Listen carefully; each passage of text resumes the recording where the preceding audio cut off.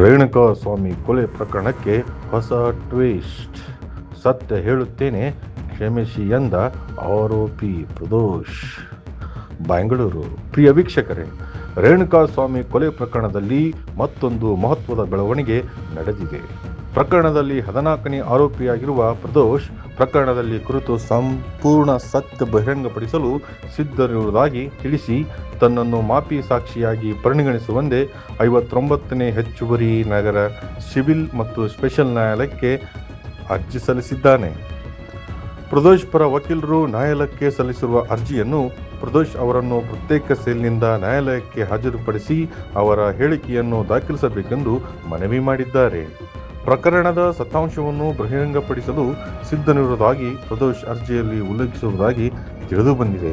ರೇಣುಕಾ ಸ್ವಾಮಿ ಕೊಲೆ ಪ್ರಕರಣ ಈಗಾಗಲೇ ರಾಜ್ಯಾದ್ಯಂತ ಭಾರಿ ಚರ್ಚೆಗೆ ಗ್ರಾಸವಾಗಿದ್ದು, ಈ ಹೊಸ ಬೆಳವಣಿಗೆ ಪ್ರಕರಣ ಮುಂದಿನ ವಿಚಾರಣೆ ಮೇಲೆ ಪರಿಣಾಮ ಬೀರುವ ಸಾಧ್ಯತೆ ಇದೆ. ಇದೇ ಈ ಹೊತ್ತಿನ ವಿಶೇಷ. ಪ್ರತಿಕ್ಷಣದ ಸುದ್ದಿಗಾಗಿ ಫಾಲೋ ಮಾಡಿ, ಸಬ್ಸ್ಕ್ರೈಬ್ ಮಾಡಿಕೊಡ್ರಿ, ಲೈಕ್ ಮಾಡಿ. ಕ್ಯಾಮ್ರಾಮನ್ ಶಿವ್ ಜೊತೆಗೆ ಶಶಿಕಾಂತ್ ಗೋರ್ವಾಳ್, ಪಬ್ಲಿಕ್ 5, ಬೆಂಗಳೂರು.